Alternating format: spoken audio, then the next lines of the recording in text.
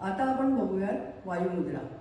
तर्जनी मुडपून अंगठ्याखालच्या गादीसारख्या भागावर आपल्याला ठेवायचे आणि अंगठ्याचा दाब या पेरावर मधल्या भागावर द्यायचा आहे, बाकीची बोटं सरळ ठेवायचे।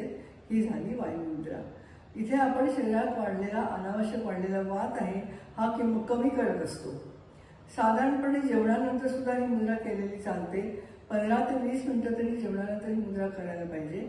आणि ज्यावेळेला शरीरातलं कोणतंही पेन असेल, म्हणजे पेन एक असं आपण म्हणतो की गुडघेदुखी, मानदुखी वगैरे, अशा प्रकारामध्ये हे दुखणं कमी होईपर्यंत ही मुद्रा केलेली चालते। जेवणानंतर लगेच करण्याच्या मुद्रेमध्ये ही मुद्रा येते।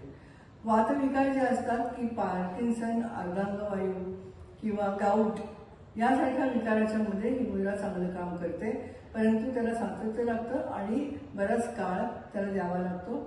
डॉक्टरांची औषधं अर्थातच आपण अजिबात बंद करणार नाही आहोत। हृदयविकारामध्ये कधी कधी गॅसेस हे एक महत्त्वाचं कारण असू शकतं। वरच्या बाजूला गॅसेस आल्यामुळे तिथे दुखणं सुरू होतं। अशा वेळेला वायुमुद्रा केली तर आपल्याला त्या दुखण्यामध्ये उतार पडू शकतो।